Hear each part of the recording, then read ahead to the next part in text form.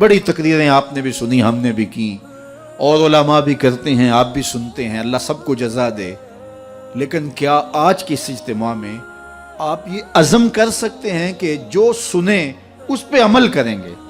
جو چیز سمجھ میں آ گئی کہ یہ درست ہے، یہ بالکل سچی بات ہے، تو پھر ہم عمل سے کوتاہی کیوں کریں؟ میاں اتنا سن لیں نا جتنا عمل کر لیں۔ وہ ہمارے بزرگ ایک کہانی سنایا کرتے تھے کہ ایک سادہ سا دیہاتی آدمی تھا، تو اس کو کسی نے کہا کہ مولانا آ رہے ہیں تو وہ واز کریں گے، تو آپ میرے ساتھ سننے کے لیے جائیں۔ تو انہوں نے کہا ٹھیک ہے میں چلتا ہوں۔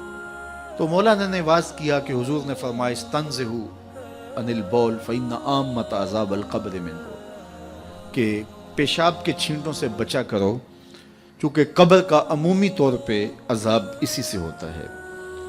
تو کہتے ہیں کہ انہوں نے ساتھ طریقہ بھی یہ بتایا کہ نرم جگہ پہ پیشاب کیا کرو۔ اس وقت یہ واش روم اس طرح کے تو ہوتے نہیں تھے، تو نہیں تو تھوڑی سی ریت اپنے ساتھ رکھ لیا کرو، جہاں کہیں سخت جگہ ہو اور آپ کو حاجت ہو تو وہاں تھوڑی سی ریت ڈال لی تاکہ چھینٹے نہ اڑیں اور آپ کو تکلیف نہ ہو۔ تو یہ اس پہ انہوں نے سارا زور دیا، اور گفتگو اس عنوان سے تھی۔ مجلس ختم ہوئی، واپس آئے تو بات بھی ان کی سمجھ میں آئی، یار ان سے عذاب قبر ہوگا، اور یہ مولانا تو نہیں کہہ رہے، یہ تو اللہ کے رسول کا فرمان سنا رہے ہیں، تو یہ بات تو ٹھیک ہے۔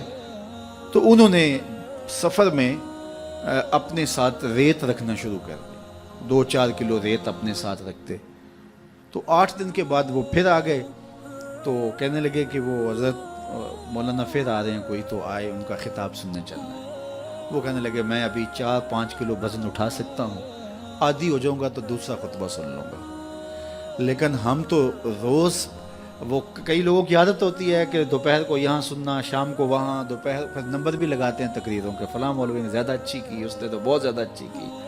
وہ جج بنے ہوتے ہیں اور نمبر لگا رہے ہوتے ہیں۔ کانوں کے چسکوں کے لیے حضور کے فرمان نہ سنو، روحوں کے قرار کے لیے حضور کے فرمان سنو۔ حضور کے دین کو جو ہے وہ انٹرٹینمنٹ نہ بناؤ کہ ٹھیک ہے وہاں بڑا چسکا آتا ہے، فلاں بڑا سرور دیتا ہے، لیکن یہ طے ہے کہ ہم نے زندگی اسی طرح گزارنی جس طرح ہم گزار رہے ہیں۔ ایسا نہ کرو، اپنا نقصان کرو گے۔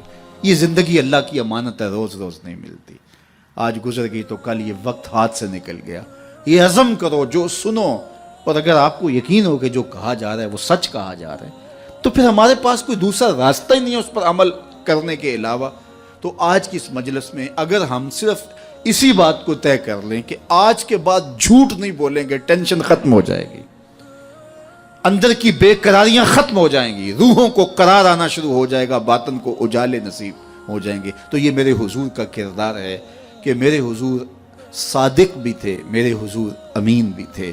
حضور کا یہ اسوہ، حضور کا یہ بتایا ہوا طریقہ، حضور کا یہ عمل اور حضور کا خوبصورت رویہ میں اور آپ اپنی روحوں میں اتارنے کی کوشش کریں۔ اس کا طریقہ کیا ہوگا؟